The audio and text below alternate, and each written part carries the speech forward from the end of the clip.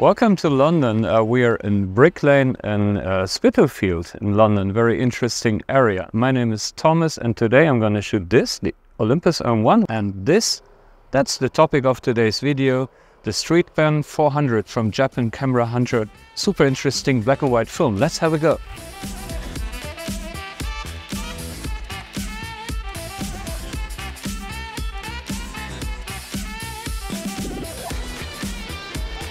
I'm just looking for motives, but I don't see any yet. But I know they are here, everywhere on the street.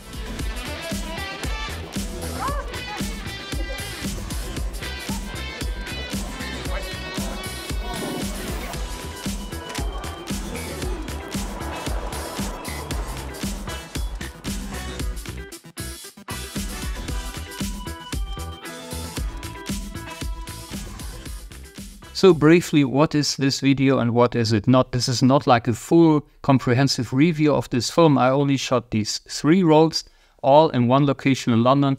So I didn't have a chance to see the results before I shot the last 2 rolls, for example. I had them all developed in a professional development service here in Cologne, Contrast Labor. They do fantastic work. I shot them all at box speed, so I didn't experiment with pulling or pushing this film. So keep all that in mind when you watch this video. So let's continue now. The good stuff.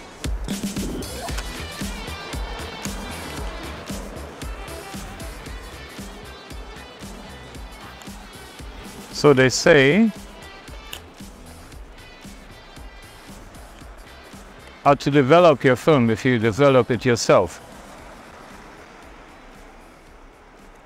I think it's produced in Belgium, by the way, this film. And it's sort of the original design was a documentary film for a surveillance camera, something like that. So it has a lot of infrared sensitivity, I guess, because surveillance works a lot with infrared flashes that people don't see. I have no clue, but that's the story. So it is said to be pretty low grain, but also super contrasty, which makes it maybe challenging to expose correctly.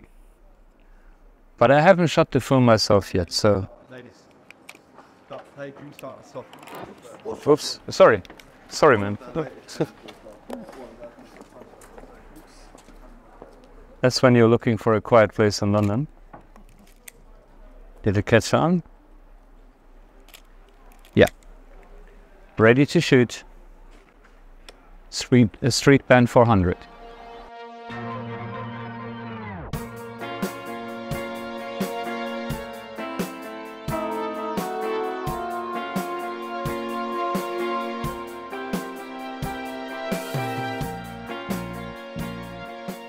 So normally you would just overexpose black and white film and not really bother, but I'm not sure if that's the right thing to do with this film.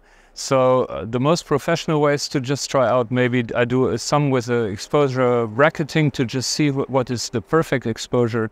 Again, it's said to be very deep shadows and pretty harsh highlights, which I love in the look, but you don't want the shades to be just, you know, without any details. So you have to be careful with the exposure, a bit more like if you were shooting a tri-X or something.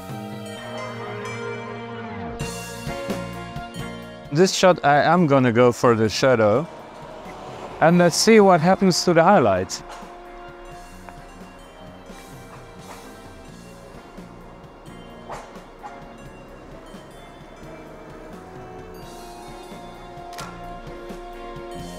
You never know.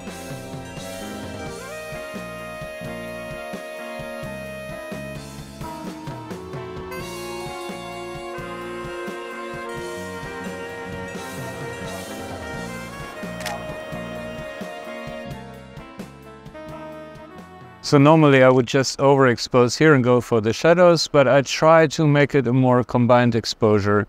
Maybe the highlights are off 1-2 stops on the plus side and the shades are a little bit on the minus side. I didn't compensate for the highlights or the shadows. I hope that works well with this film.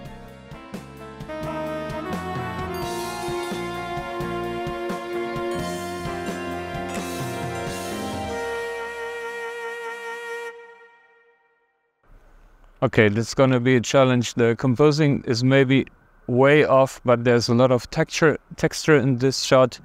It's counterlight, that's also not good. But we will see what the film can make out of that one.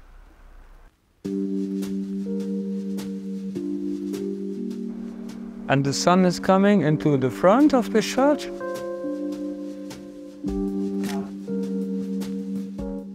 That's another challenging one. Dull reflection, very dark in there. The sun was on the wall over there. But yeah, let's see.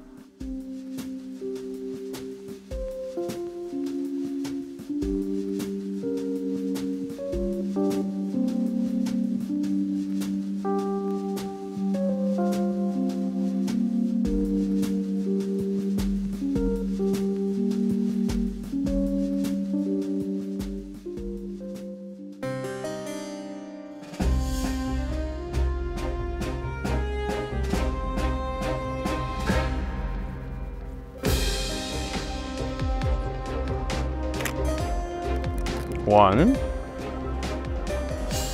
two, three.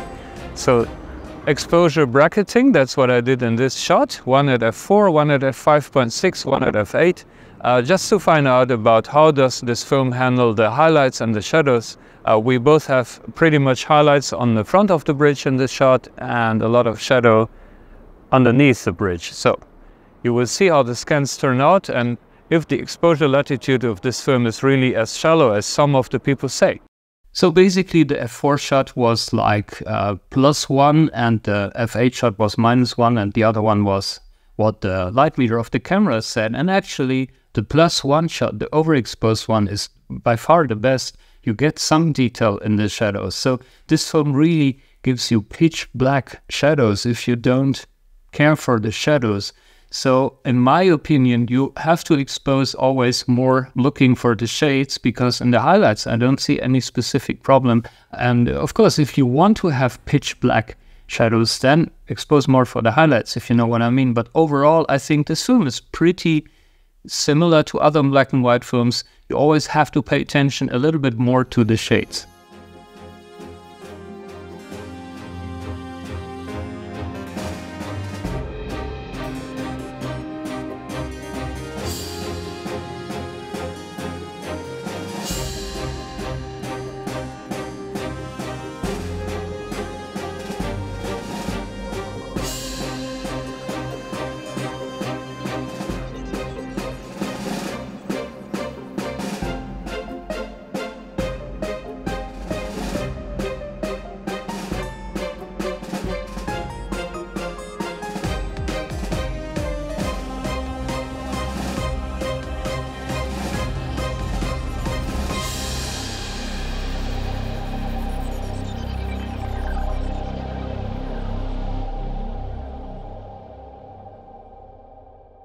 I really appreciate that there are films like this. So again, this is from Japan Camera Hunter. I knew him as a sort of camera dealer for interesting analog cameras from the 50s, 60s, 70s, whatever, sourcing them in Japan. But there's also Japan Camera Hunter film like this. And again, this is an old surveillance film of some sort. So it has a lot of infrared sensitivity and apparently a lot of contrast. We're going to see that in the results. It's super cool to shoot film that's out of the normal, and it also shows that the analog community and the analog lifestyle is really doing better these days that you have it. By the way, I got this film in Cologne from a new shop. It's called Camera Dealer, and they only cover analog stuff. Again, I love that stuff. So I'm very, very curious how these pictures will turn out.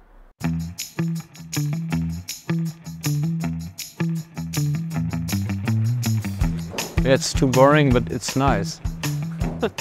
Boring, but nice. Wait.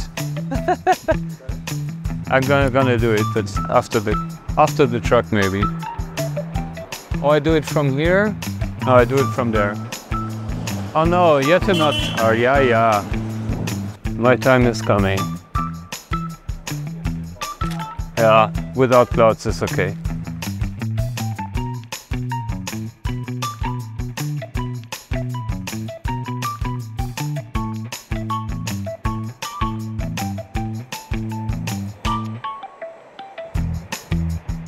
No, too trashy.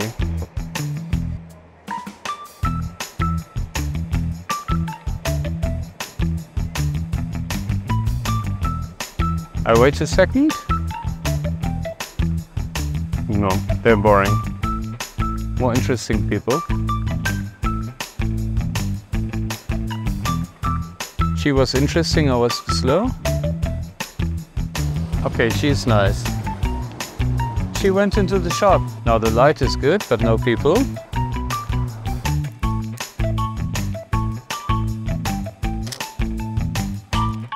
Okay, let's see what came out of this.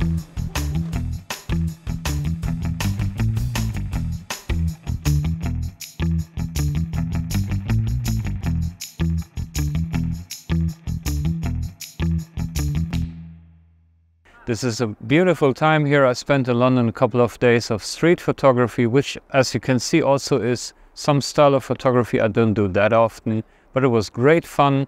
I'm really looking forward to the results of the Streetpan 400 film. Maybe I'm going to use it much more often. The great thing is actually ISO 400 gives you so much more leeway, especially in autumn and winter, let's face it. You always run out of light. That's the one big struggle of analog photography, because you can't ramp up your ISO to like 4000 or something. It's just 400. Still a huge difference over 100.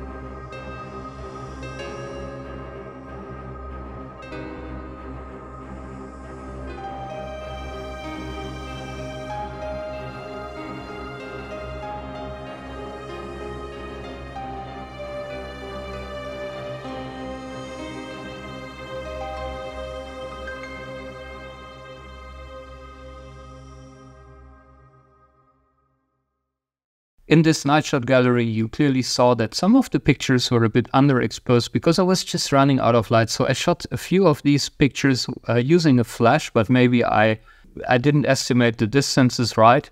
And so I should have used a more open aperture for those flash shots in a few cases. And then I just ran out of light, as you see. And then again, this film is just pitch black in the shades. Maybe you'll like it because it gives a very dramatic low key of sort of look, but maybe it's just too much. So and I will definitely shoot this film again in the future, and then I will care more for not underexposing so much.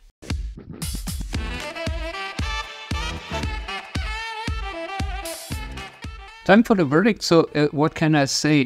Judging film is always a very subjective thing. And again, this is not a full review, but the results I got from my short London trip are so good that I definitely will use this film again. I really love that it's a low grain film for an ISO 400. I do love this high contrast look that just speaks to me.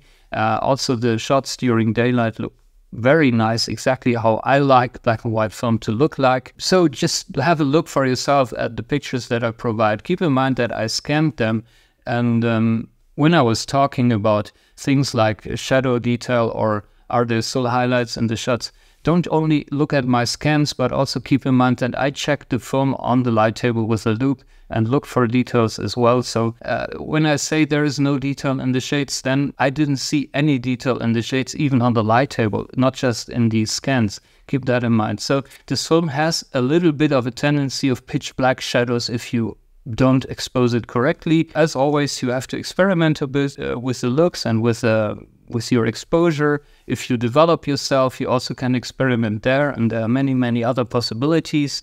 But overall, I think the look that you will get out of this film is somewhat the look that I show in my pictures. So if you like that, then I can really recommend that film a lot. I personally, again, I loved it and I will definitely shoot it again.